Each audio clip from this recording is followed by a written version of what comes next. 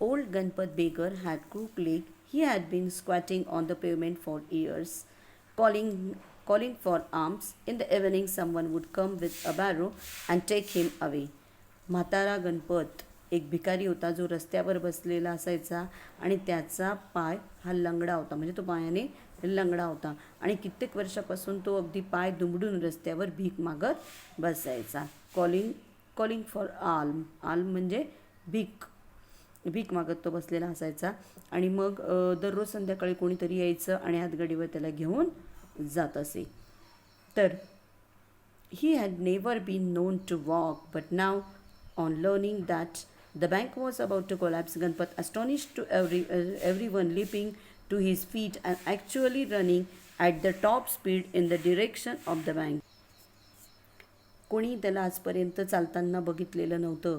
But now on learning that, पण आत्ता मात्र त्याने ती न्यूज ऐकली की bank was about to collapse, की बँक आता बुडणार आहे, डुबणार आहे, बँक आता बंद होणार आहे. आणि ही न्यूज ऐकताच गणपतने काय केलं आहे, उडी मारली आहे आणि उडी मारून आपल्या पायांवर तो उभा राहिला. Ganpat astonished everyone, leaping to his feet and actually running at the top speed in the direction of the bank. आणि उडी मारली, पायांवर उभा राहिला आणि बँकेच्या दिशेने चक्क जोरात पळत सुटला. आणि हे पाहून लोक मात्र अगदी आश्चर्यचकित झाले, कारण आजपर्यंत कोणीच गणपतला उभं राहिलेलं देखील पाहिलेलं नव्हतं आणि तो आता डायरेक्ट पळायला लागलेला होता. It soon became non that he had 1,000 rupees in savings. आणि नंतर असं समजलं की अरे, की त्याने 1,000 रुपये बँकेत जमा केलेले होते. Main stood and groups at street corners discussing the situation. People never seldom had a crisis, seldom or never had floods, earthquakes or drought, and the imminent crash of the People Nagar Bank set everyone talking and speculating and rushing about in a frenzy. Some boasted of their foresightness, congratulating themselves on having already taken out their money or on never having put any in. Others speculated on the reasons for the crash. लोक आता रस्त्यांवर अगदी घोळका करून उभं राहून आता या परिस्थितीबद्दल, या सिच्युएशनबद्दल डिस्कस करत होते, चर्चा करत होते. कारण पीपल नगरमध्ये क्वचितच एखादं संकट आलेलं असेल, सेल्डम म्हणजे क्वचितच एखादं संकट आलेलं असेल. आणि फ्लड, अर्थक्वेक, ड्रॉट म्हणजे काय, पूर, भूकंप, दुष्काळ अशी परिस्थिती तर कधीच तिथे आलेली नव्हती, संकट कधीच ओढवलेलं नव्हतं. पण मात्र the eminent crash of people Nagar bank, पण आत्ता ही जे पीपल नगर बँक बुडणार होती या बातमीने मात्र आता अनेक चर्चांना उधाण आलेलं होतं. लोक बोलायला लागलेले होते. And speculating and rushing about in frenzy. बघा, आपण या बातमीने मात्र आणि लोक आता वाटेल तसे बोलायला लागलेले होते आणि अगदी सैरभैर झाल्यासारखे वागत होते. सम बुस्टेड ऑफ देअर फोरसाइटनेस. बुस्टेड म्हणजे शो ऑफ करणे, दाखवणे, आणि फोरसाइटनेस म्हणजे दूरदृष्टी. काही जण त्यांची जी दूरदृष्टी म्हणजे काय कसली, तर congratulating themselves on having already taken out of their money, की आम्ही वेळेत पैसे काढून घेतले, आम्हाला जसं काय आधी माहितीच होतं, आम्हाला दूरदृष्टी कळली होती आणि म्हणूनच आम्ही आधीच वेळेत पैसे काढून घेतले आणि या आपल्या दूरदृष्टीबद्दल ते स्वतःचीच पाठ थपवून घेत होते. तर काही जण on never having put any in, other speculating on the reasons for the crash. आणि काही जण की आम्ही पैसे टाकलेच नव्हते याबद्दल बोलत होते. आणि काही जण त्या क्रॅशबद्दल, म्हणजे आता ही जी परिस्थिती ओढावली आहे, तर ही जी दिवाळखोरी आलेली आहे त्याच्या मागची कारणं काय काय असतील याच्यावर आता तर्कवितर्क लोकांचे सुरू झाले होते.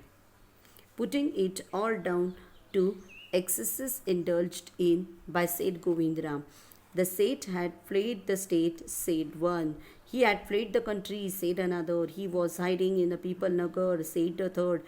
He had hanged himself from the tamarind tree, said a fourth, and had been found that morning by the sweeper boy. आता अनेक गोष्टींना उधाण आलं होतं आणि अनेक चर्चा व्हायला लागल्या होत्या की सेठ गोविंदराम आता कुठे असेल, काय असेल, किंवा दिवाळखोरीची कारणं काय आहेत, असं अनेक जण स्वतःचे तर्क लावत होते. आणि सेठ गोविंदरामच्या या उधळपट्टीमुळे अशी वेळ आली आहे असे सगळेजण म्हणत होते. इंडल्ज्ड इन म्हणजे उधळपट्टी, करणे.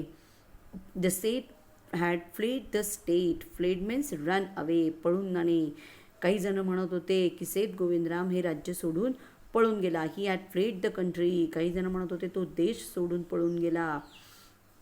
आणि तिसरे जण तर म्हणत होते की तो पिपलनगरमध्येच आहे पण तो लपून बसलेला आहे.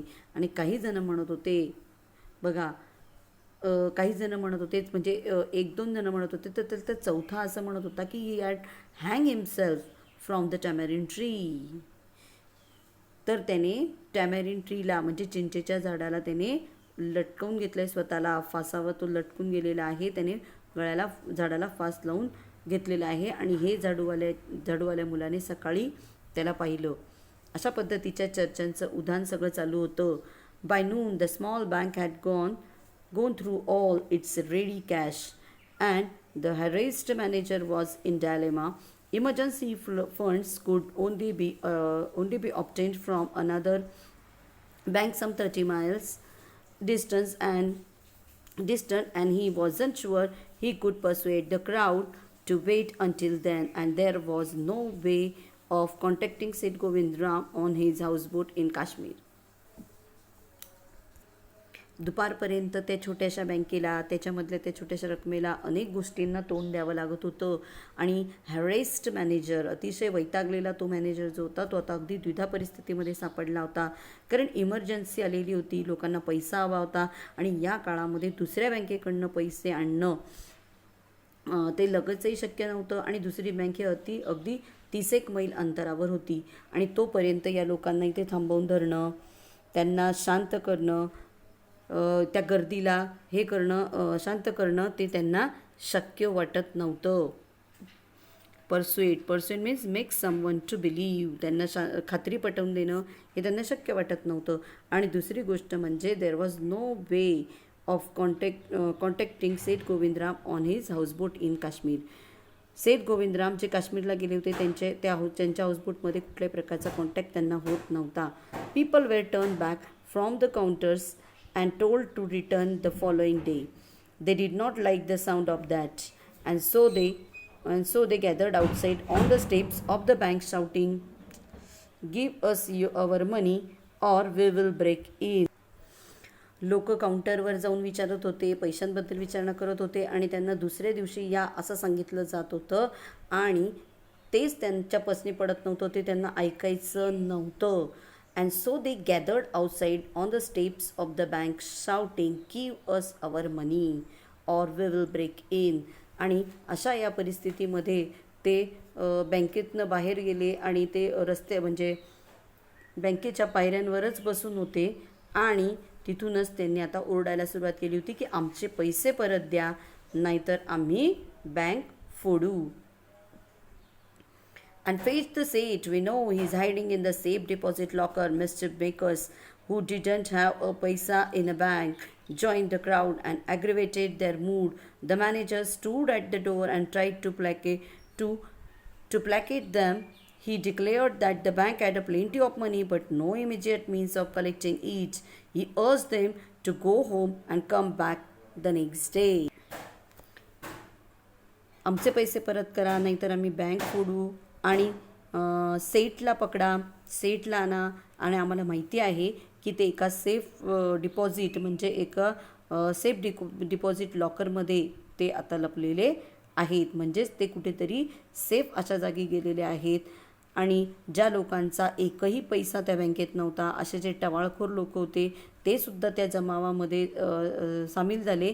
आणि ते त्या जमावाला भडकवत होते. ॲग्रिवेटेड देअर मूड. ॲग्रिवेटेड म्हणजे संताप आणणे, चीड आणणे.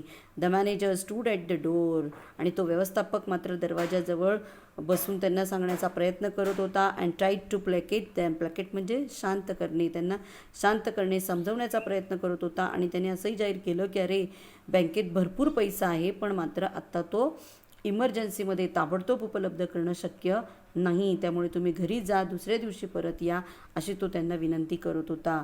We want it now chanted some of the crowd, now now now.